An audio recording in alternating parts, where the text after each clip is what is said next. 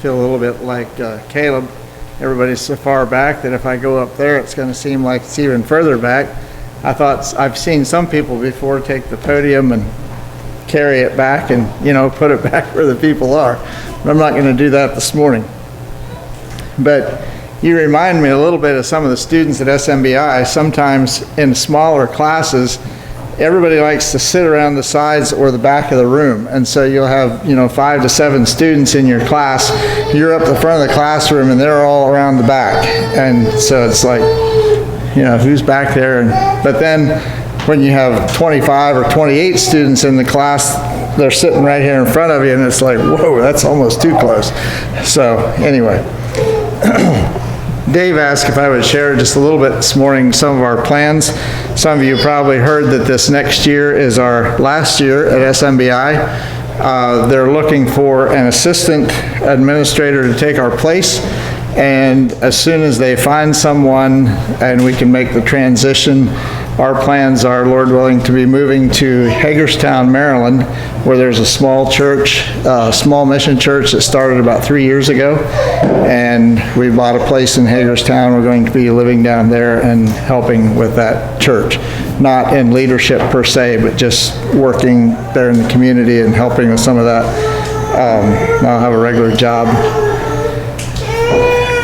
It's been a good time at SMBI. It's been a good experience, good learning experience for myself, but I'm feeling a little burned out with all the constant prep and study and teaching and some of that. So we felt like through some circumstances and things, it felt like God was saying it's time to call an end to it, and so that's what our plans are at this point. Also, some of you probably noticed that Judd is on crutches.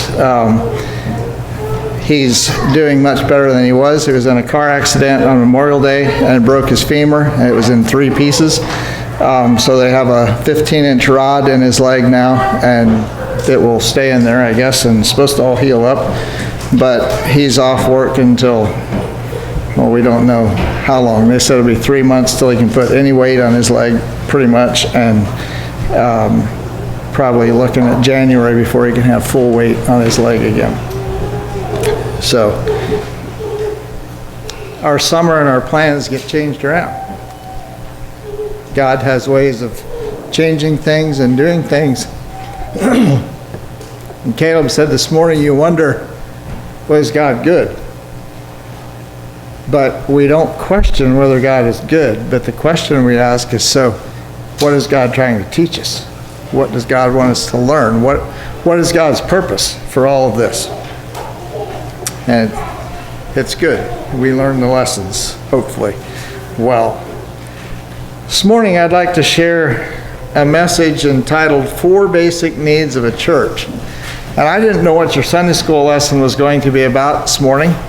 But I said to Caleb that it's interesting. Some of the things from the sermon this morning will go along pretty good with the Sunday school lesson. Maybe not all of it, but some of the things will. But I'd like to look at 4 basic needs of a church. And it doesn't really matter if you're in a Mennonite church or a Baptist church or a Pentecostal church or even what individual church you're a part of. Every church has these 4 needs. And the 4 needs are the same thing, whether it's church, whether it's a family, whether it's a business, whether it's a sports team, whatever it might be. The 4 things can all be used, some to more extent than others. But those 4 needs are, first of all, purpose, structure, leadership, and commitment. And you might say, well, is that the proper order, or are there different orders? But that's what I want to look at this morning. Purpose, that's the order we're going to look at. Purpose, structure, leadership, and commitment. And they're all essential for any entity or any church to have lasting success. The first one is purpose. And if you look at, if you look at Romans chapter 12, just going to look at a couple of verses there.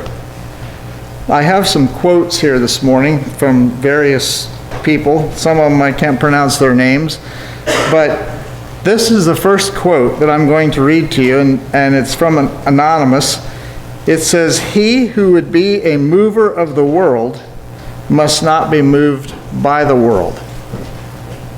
He who would be a mover of the world must not be moved by the world. I was talking to someone last night. Family Week is starting tonight at SMBI, and some of the people were starting to come last night. And I was talking to someone that said there was some people that were involved in a church, and I don't know who they are, involved in a church in Honeybrook. They were working with the young people in Honeybrook, and then they moved into town, and he said it was amazing. This person was telling the guy I was talking to, said it was amazing how much difference it made when we actually lived with the people we're working with instead of driving in. It's amazing the difference. But this man told me last night, he said these people that moved in there didn't want to be so different from the people. They didn't want to make Mennonites out of them, and he said they became like the people they were working with. Instead of making a difference in their lives, those people made a difference in these lives. And so if you want to be a mover of the world, you must not be moved by the world. And if you look at Romans chapter 12, verses 1 and 2, it says, I beseech you therefore, brethren, by the mercies of God, that you present your bodies a living sacrifice, holy, acceptable to God, which is your reasonable service. And do not be conformed to this world, but be transformed by the renewing of your mind, that you may prove what is that good and acceptable and perfect will of God. And we oftentimes, we start with that first part of the verse, present our bodies a living sacrifice, and we say what that means is do not be conformed to the world. And so what are we doing? If we're not being conformed to the world, where are we taking our cues from? We're looking at the world and we're saying, oh, if the world's doing this, then we're going to do this. If the world's doing this, then we're going to do this. And we're constantly reacting instead of having purpose. Where we should be going in that verse, and yes, we don't want to be conformed to the world, but where we should be going is, but be transformed by the renewing of your mind, that you may prove what is that good and acceptable and perfect will of God. And so if we focus on being transformed from our old selves to be like Christ, that we can prove what is good and acceptable and perfect will of God. If we focus on being transformed to be like Christ, it's going to take care of whether we're conformed to the world or not. It's going to take care of that, those issues. And so what happens too often, I think, is we react to things rather than having a purpose. The soul, here's another quote, the soul that has no established aim loses itself. If you don't have an established aim, you lose yourself. There is no road to success but through a clear, strong purpose. When a man has not a good reason for doing a thing, he has one good reason for letting it alone. If you don't know why you're doing what you're doing, you've got a good reason to let it go, don't you? And here's one that I think is very telling in our lives today. It says, more men fail through lack of purpose than through lack of talent. And there are some athletic people, some sports people that are very athletic and have the abilities to really be successful in their field, but they don't have much purpose. They don't have much discipline. They don't have goals. They don't have a desire to be good, and so they end up not being very good. It can be the same way in our personal lives, in our churches. We can have the gifts, we can have the abilities, but if we don't have the purpose to put into something that this is why we're here, this is what we're doing, we're not going to get very far. We're not going to be successful. And so when you think about purpose for a church, what do you think is the purpose of a church? If you want to share, make it a little interactive this morning. Maybe that comes from teaching for a few years, huh? But what's the purpose for a church? Any thoughts?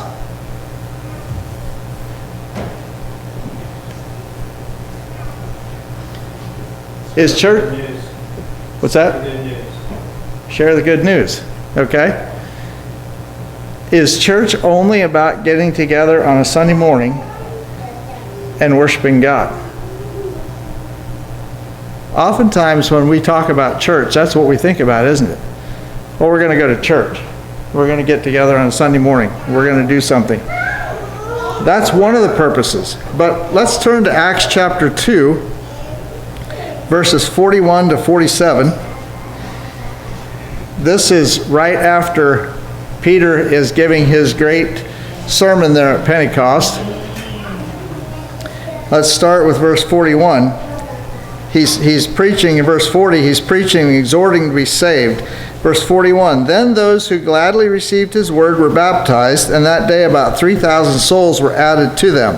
And so Peter shared the good news, didn't he? Caleb said it's to share the good news, okay? Peter was sharing that, and these people accepted the Lord. They came, they were brought into the church.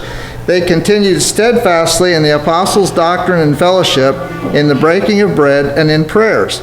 Then fear came upon every soul, and many wonders and signs were done through the apostles. Now all who believed were together and had all things in common, and sold their possessions and goods, and divided them among all, as anyone had need. So continuing daily with one accord in the temple, and breaking bread from house to house, they ate their food with gladness and simplicity of heart, praising God, and having favor with all the people. And the Lord added to the church daily those who were being saved. So when you read that passage, you see that part of church is presenting the gospel. But there's more to that. It says they continued steadfastly in doctrine and fellowship and breaking of bread and prayers. And then they began to share the things that they had. They sold what they had and they shared with those that had need. And there's another passage that talks about the fact that everybody had enough. I don't know if they sold everything they had. I doubt that they sold everything, but they sold enough that they could help each other out. And they didn't say, well, this is mine. You go earn your own stuff. You go pay your own insurance. You go buy your own car. You go buy your own tools. No, they said, here, we can share. We can work together. It's all part of each other. Is that how we look at our churches today?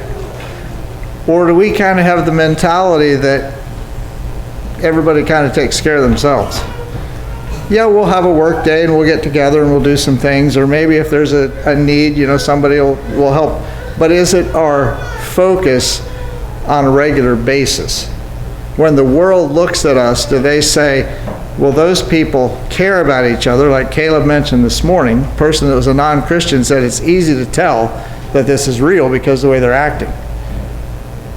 Is that what people see when they look at our lives? The unbelievers looked at that and they said, I would like to be a part of that. And many people were looking on there. It says, fear came on every soul. Many signs and wonders were done through the apostles. And the people saw that. And they want to be a part of that. And so God added daily to the church.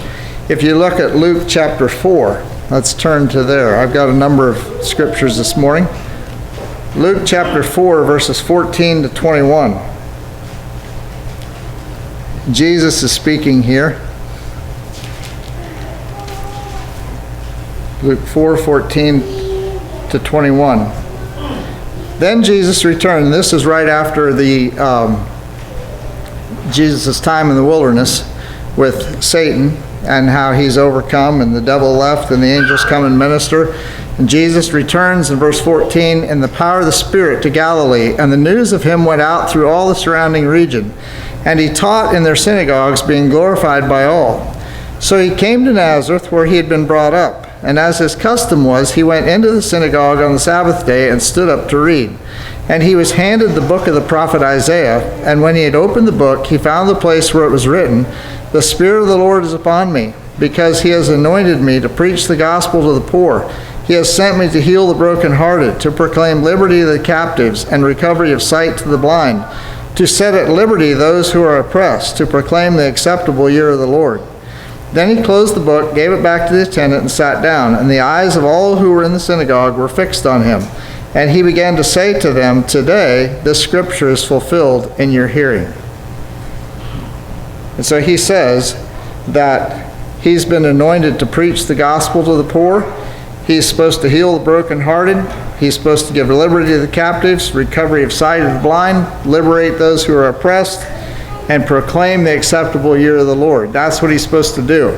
And so our purpose as a church, we're the hands and feet of Jesus today. And so there's our purpose. We're supposed to be preaching the gospel, healing the brokenhearted, proclaiming liberty. You think about those kinds of things. Sometimes the hurting. Sometimes we think about hurting people as being those out there somewhere. But sometimes those hurting people are right inside your own four walls. When we get chances to talk to students at SMBI, you find out that not all hurts and pains are found out there, but you find out that there's hurts and pains within our brotherhood, within our conservative brotherhood. You find out that there's things that are happening that should not be happening. There's hurts that nobody is picking up on. And sometimes people feel like nobody cares about me.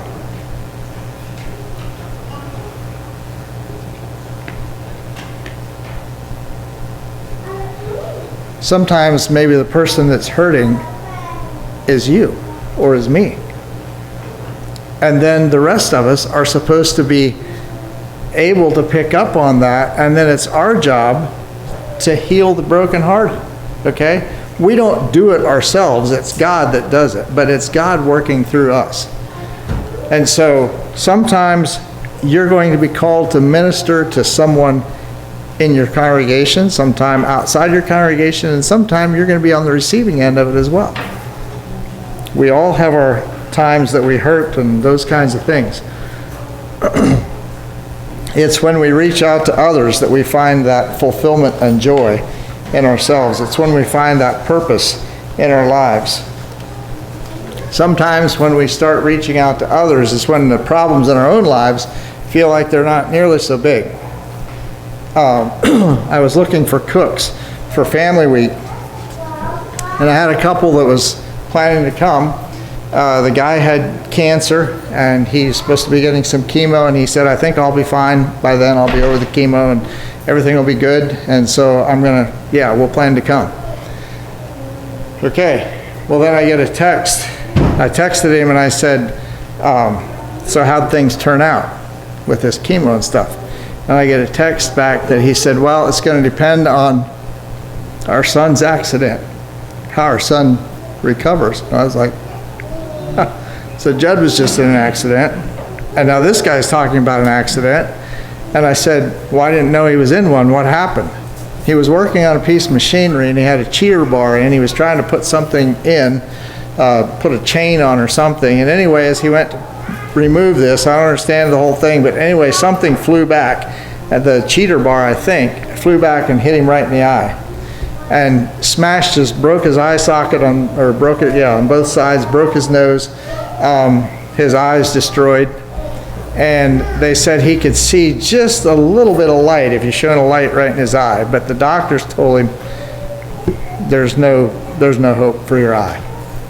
And then the next day they said, well, maybe there's a little bit of hope for your eye. But I just was talking to the man the other day, and he said his son is going back to work. He's going to try it, but there's no sight in that eye.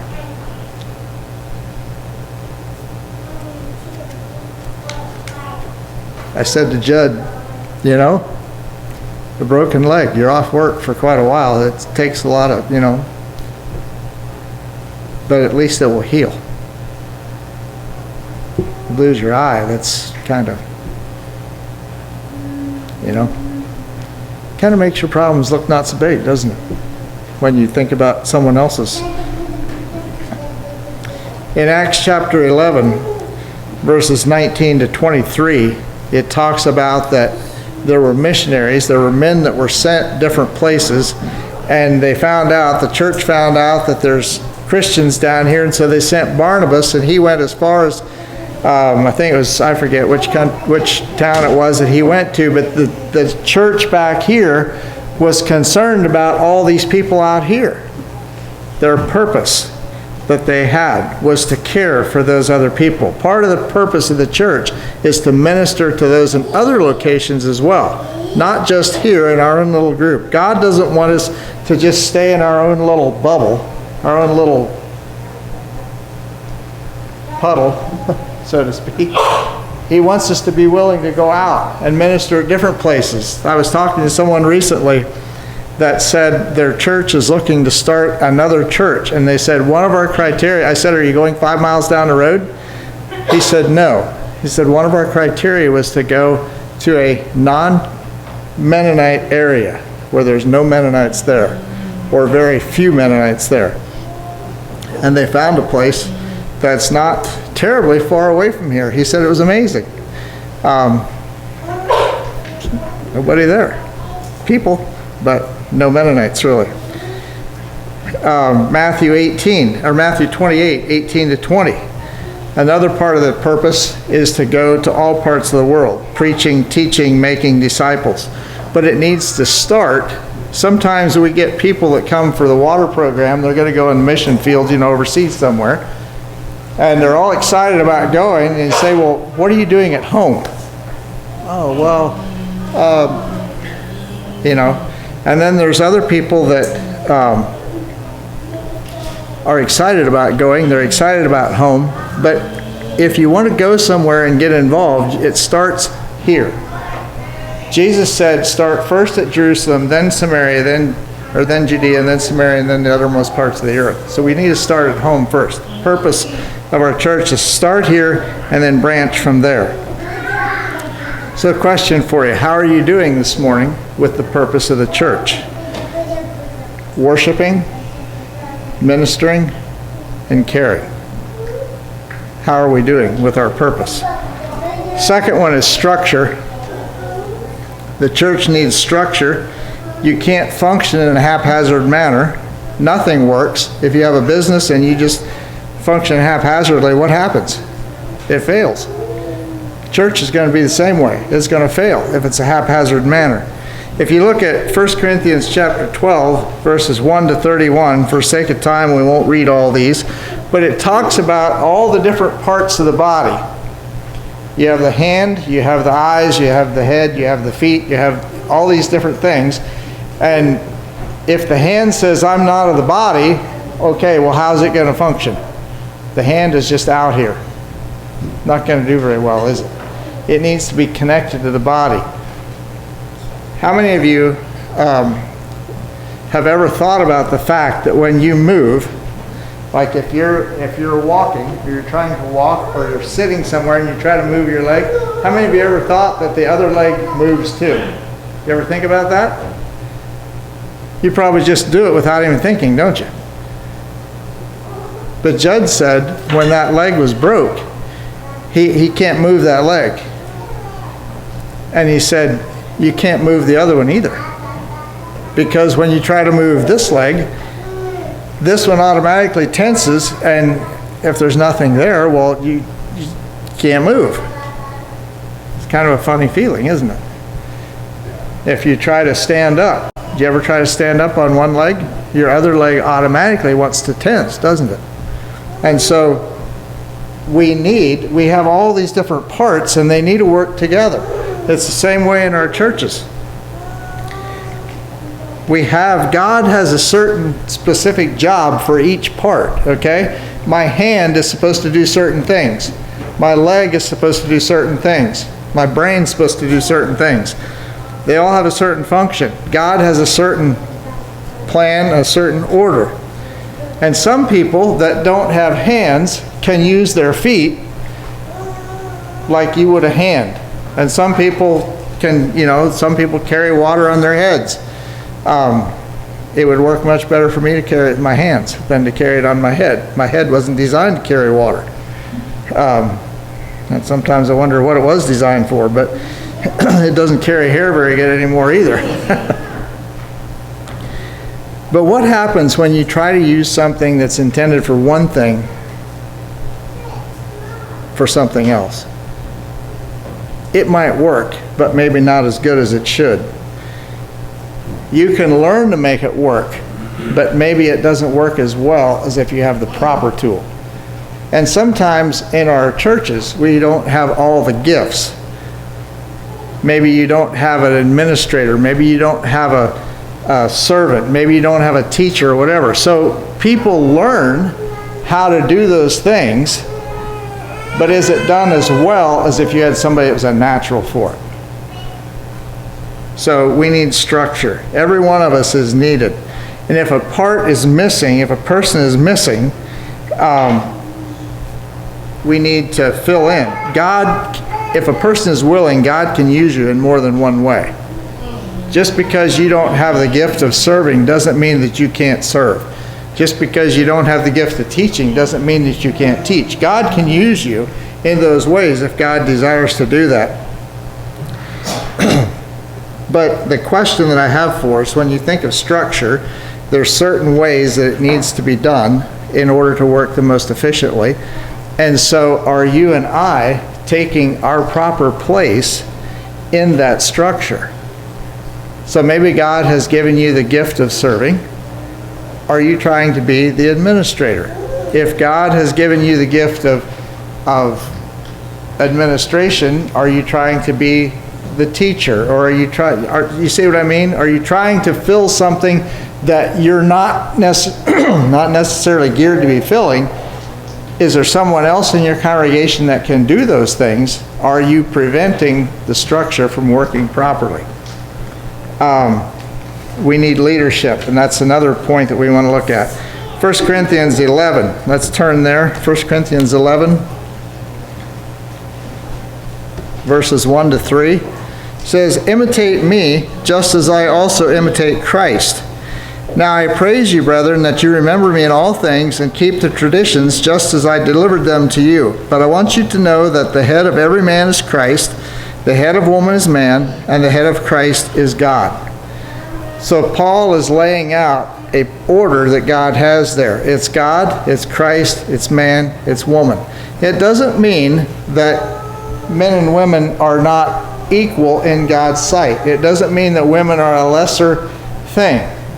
Okay? Some people, I've been in some places where it seems like the men kind of think the ladies are a secondary piece, and that's kind of how they treat them, and that's not the way it's supposed to be. In God's eyes, we're equal as far as worth, okay? But God says there has to be an order of authority. And in the home, what happens when you don't have a line of command?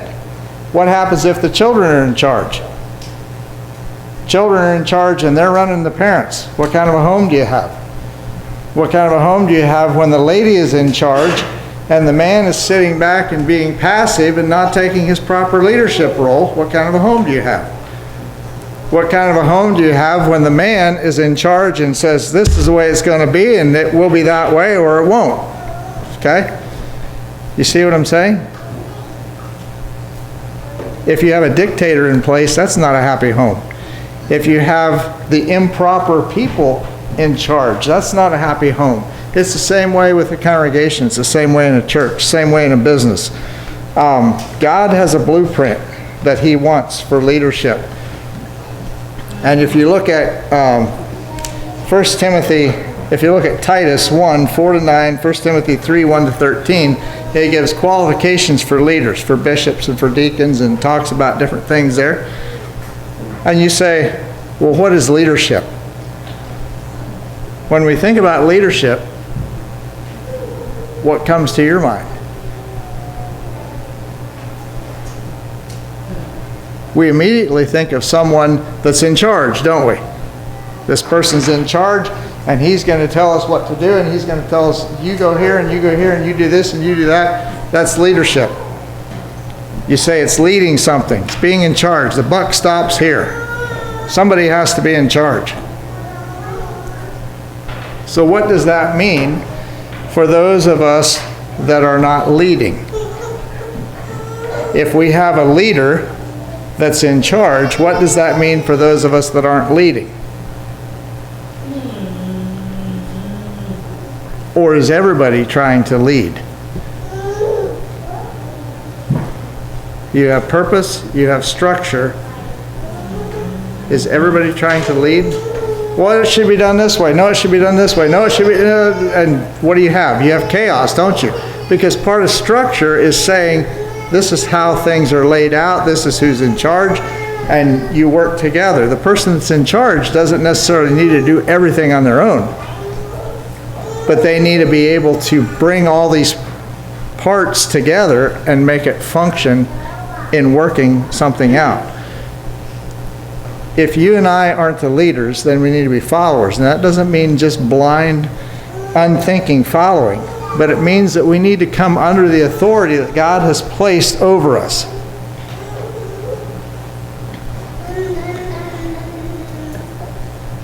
We need to study the Word. Each one of us needs to study the Word.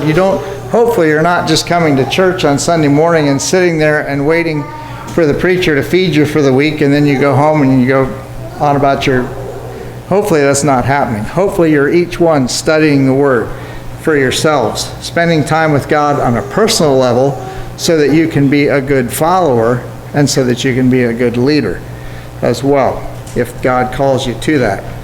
That time that we spend with God in studying the Word for ourselves and spending time with God is going to help us to recognize when something is said that's like, whoa, wait a minute. Is that really right? Is that really scriptural? Is that the right thing or not? Then we can, if we recognize that there's error, then we can come to our leader with our concerns. It doesn't mean that we as followers go spout off to everybody else about this guy is wrong, this person's wrong, this lady's wrong, and create turmoil and chaos. It doesn't mean that. It cause an uproar and it cause friction. And leaders shouldn't be doing the same thing amongst their followers either. That shouldn't be the role. Sometimes I think our friction in our congregations tends to come because someone who is following doesn't want to follow the way the leadership wants to go. And so you end up with friction, you end up with problems, issues. Sometimes it's heavy-handed leadership that's causing issues. Sometimes it's frustration with the lack of leadership that's causing the issues. And 1 Timothy 4, Paul talks about some of the issues that Timothy is going to face. But he tells Timothy, don't despise your youth. Let no man despise your youth, but be an example of how we're supposed to live. Study to show yourself approved. Let no man despise you. Be an example. Be that kind of person. Don't be timid. Be bold. By immersing yourselves in the Word of God and spending time with God, you're going to be an example to those around you. And you're going to be able to exhort those around you, those who are struggling with both, whatever it might be that they're struggling with. You're going to be able to help them to hear the Word and also to see it lived out according to the way we're living. And it says, at the end of 1 Timothy 4, it says, if he does that, both he and him, those around him that hear him, will be saved. So, there's a reason, there's a purpose, there's a structure, there's leadership, there's a reason why God wants to do these things. And last of all is commitment. Fourth one is commitment. I'm going to look at some stories this morning. If you look at Ruth chapter 1, verses 8 to 17, you have the story of Ruth and Naomi and Orpah. You know the story. The men die. Naomi's going to go back to Bethlehem. And she tells these ladies, look, I don't have any sons for you to marry. There's nobody to take care of you. We're going back. It's going to be a rough life. You just need to go back to your families. And Orpah goes back. She cried, she wept, and then she turned around and goes back. Ruth said, I will not leave you. Where you go, I'll go. Your God is my God. Your family is my family. Your place is my place. I am not leaving. There was commitment. Ruth was committed to Naomi, no matter what happened. So life's going to be hard? I'm committed. Life's going to be easy? I'm committed. Look at Elisha and Elijah, 2 Kings chapter 2, 1 to 10. Elijah called Elisha to follow him. And Elisha says, when he caught up there, Elijah said, "What do you want?" And Elisha says, "I would like a double portion of your spirit." Elijah said, "If you stay with me, you'll get that." And so Elisha went with him. And he gets to this place and they said, "Don't you know that your master's going to be taken today? Why don't you stay here?" "No, I'm going with him." "Get to the next place." "Don't you?" "I'm going with him." And he went. He stayed. He stuck with Elijah until he received that desired double portion of his spirit. Look at Joshua and Caleb. In the face of all those people, it's 10-2. These 10 guys, "Man, we can't do this. There's no way we can. They're giants." Joshua and Caleb said, "We can do it. We can take the land. God is with us. Those people are scared to death of us." And we find out later they were. But these 10 said no. And the people are going to stone them. They remained committed to the promises of God. Matthew chapter 10:22 says, "You shall be hated of all men for my name's sake, but he that endureth to the end shall be saved." So just because life gets a little rough and people start persecuting you, don't give up. It's if you endure to the end that you'll be saved. James 1:12 says, "Blessed is the man that endureth temptation, for when he is tried, he shall receive the crown of life, which the Lord hath promised to them that love him." If we stay committed to Christ, if we endure, if we live in victory over all the temptations, we receive the crown of life. 1 Corinthians 1:10-13 says, "Now I beseech you, brethren, by the name of our Lord Jesus Christ, that ye all speak the same thing, and that there be no divisions among you, but that ye be perfectly joined together in the same mind and in the same judgment. For it hath been declared unto me of you, my brethren, by them which are of the house of Chloe, that there are contentions among you. Now this I say, that every one of you saith, I am of Paul, and I of Apollos, and I of Cephas, and I of Christ. Is Christ divided? Was Paul crucified for you? Or were ye baptized in the name of Paul?" And so, oftentimes, we say we're committed to Christ. Okay, I'm going to follow Christ to the ends of the world. I'm going to give him my life. I'm willing to die for him. Okay? But this person over here, I don't like them very good. I don't think I'm going to. I'll help a little bit, but if push comes to shove, I'm committed to Christ, but not committed to this person. Oh, that person, I don't like his preaching. I don't like his teaching. I don't know about it. I'm committed to Christ, but you see what's happening? We say we're committed to Christ, but we're not committed to each other. And if we're not willing, it says in 1 John, if you're not willing to love your brother who you can see, how can you love God whom you can't see? And so if we're not willing to commit ourselves to the bride of Christ, to our fellow brothers and sisters, how can we say we're willing to commit ourselves to Christ? John 13:34 and 35 says, "A new commandment I give unto you, that ye love one another as I have loved you, that ye also love one another. By this shall all men know that ye are my disciples, if ye have love one to another." Caleb mentioned that this morning. Our love for each other is what demonstrates to people whether or not we're really Christians, whether or not what we're saying is really true. Is there something to Christianity or is there not?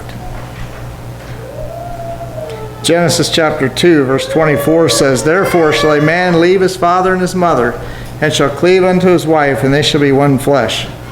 And someone said to me one time, they said, if we treated our marriages like we treat the church, what kind of marriages would we have?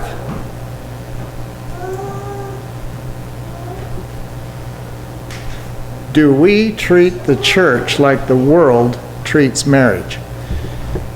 Oh, this one's this one's pretty good looking. I think she looks like she would be a fine one to have, and so I'm going to marry her. And so we get married, and oh, there's some quirks and there's some things that you don't like, and so forget her. We're going to get a divorce and we're going to leave her. Oh, here's one over here. And we go after this one, and oh. Is that the way we treat our churches sometimes? Oh, here's one looks good. It's wonderful. And so we're going to be a part of this, and we join. And it was mentioned this morning about that when you're around somebody all the time, you're working, you're living, you're whatever, you start to see some, I don't know if I want to be a part of that anymore. I don't know if I'm going to leave and I'm going to go check this one out. And is that the way we treat our churches? Do we say, as long as it's easy and I get what I want, I'm going to stay? But when times get tough and things get a little hard, things get a little difficult, and I'm not getting what I want, I'm going to leave, I'm out of here. You can just deal with it yourself. I'm gone. What kind of a commitment do you and I have to the church? It's hard to commit to something that is lacking purpose, lacking structure, and lacking leadership. What is there to commit to? It's hard to commit to something like that. But the question that I want to leave with us this morning, how willing are you and I to commit to what's here to make it the best that we can make it? So when we get married, there's none of us have married the perfect person. We're not the perfect person, and our spouse is not the perfect person. We know that. We realize that. But we're committed to make it work. So whatever it takes, there's some rough edges here. Whatever it takes, we have to make this work. There's some rough edges over here. Whatever it takes, we have to make it work. We're committed to that. And so you have a congregation that has a purpose, it has structure, it has leadership. Now, it's up to you, it's up to me. Am I willing to commit through thick or thin, through sharp edges, dull edges, good times, bad times? Am I willing to commit to plug in and participate and make this as good as I can make it? By the grace of God. Not my own strength, but by God's strength. Am I willing to commit to that? And if we're not willing to commit to that, we're going to have issues. We're going to have struggles, because you never know if that person is going to be there or if they're not. If it feels good, yeah, we'll show up. If it doesn't, no, we won't. Are we willing to commit? So that's 4 things that I think all churches, all families need. We need a purpose. Why are we here? What's our goal in life? What's our purpose? How are we structured? How are we going to put this thing together? How are we going to have leadership? Are we committed to those things that we're working with? Let's stand for closing prayer.